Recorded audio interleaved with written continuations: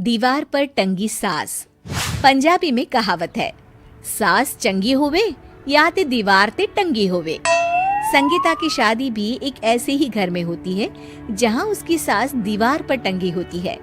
ससुर और पति शादी के पहले दिन उसे सास के फोटो के सामने ले जाते हैं, जहां ससुर जी कहते हैं, बेटा बेटा संगीता, ये तुम्हारी सास थी, बहुत नेक और भली, लेकिन थोड़ी गुस्सैल थी। गुस्सा आने पर सब तहस नहस कर देती थी, पर अब ये इस दुनिया में नहीं है। हाँ संगीता, माँ होती तो तुम इनकी कोई बात टाल नहीं सकती थी, वरना तो माँ घर में भूचाल ले आती। संगीता मन में खुश होती है कि अच्छा है कि ऐसी औरत अब इस घर में नहीं है, लेकिन दिखावे के लिए वो जैसे ही सास की फोटो के सामने हाथ जोड़कर खड़ी होती है, ये क्या? सास उसे देखकर मुस्कुराने लगी। संगीता आंखों को मलकर एक बार फिर से देखती है, लेकिन फिर सास के चेहरे का भाव, भंगिमा यानी एक्सप्रेशन बिल्कुल बदले होते हैं। वो अपने पति और ससुर को कहती है, माँ की तस्वीर तो स्माइल कर रही है। ना ना बेटी, ये कैसे संभव है? जरूर तुम्हें कोई गलती हुई होगी, ऐसा कैसे हो सकता है? लगता है तुम शादी की सारी फॉर्मेलिटी करते करते थक गई हो, तुम्हें आराम की जरूरत है संगीता। खैर, सारे संगीता की बात को इग्नोर कर कमरे में चले जाते हैं। वैसे सास की फोटो पर एक्सप्रेशन एक के बाद एक बदलते ही रहते हैं। सुबह होती है, पति और ससुर को काम पर भेजकर संगीता कमरे की सफाई करने में लग जाती है कि तभी उसे आवाज आती है, टेबल ठीक से साफ करो। ऐसे भी कोई टेबल साफ करता है? इससे अच्छा तो ये गंदा ही था। किसी औरत की आवाज सुन संगीता दंग रह जाती है और सोचने लगती है कि आवाज कहाँ से आई।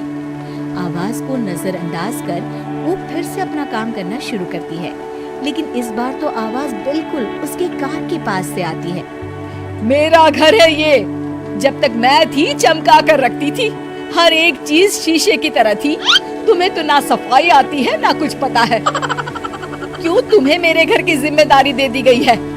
पता नहीं तुमने मेरे बेटे को क्या दिखाई दिया। मैं होती तो एक से बढ़कर एक लड़कियों की लाइन लगा देती। अब संगीता को समझने में देर नहीं लगी कि ये आवाज किसी और की नहीं बल्कि उसकी सास की है, जो दीवार पर टंगी है।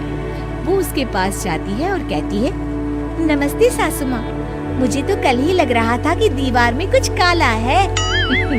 वो दीवार नहीं, दाल होती है पगली। सही पकड़े हैं सासू माँ। तो क्या हो गया आपको जो आप यहाँ भी चैन से नहीं बैठी हैं? सुना मैंने आपका व्यवहार काफी गुस्से वाला था। चुप रह तू, ज्यादा बकर बकर ना कर। घर का काम करना तो आता नहीं, आई है मुझसे बहस करने। हाँ देखिए सासू माँ, मैं आपसे साफ साफ कह देती हूँ, मुझसे पंगा लेने की कोशिश मत करिएगा। तभी पीछे से संगीता का पति आता है। अरे संगीता, किससे बात कर रही हो? कौन है वहाँ? संगीता की सास की फोटो फिर से पहले जैसी हो जाती है।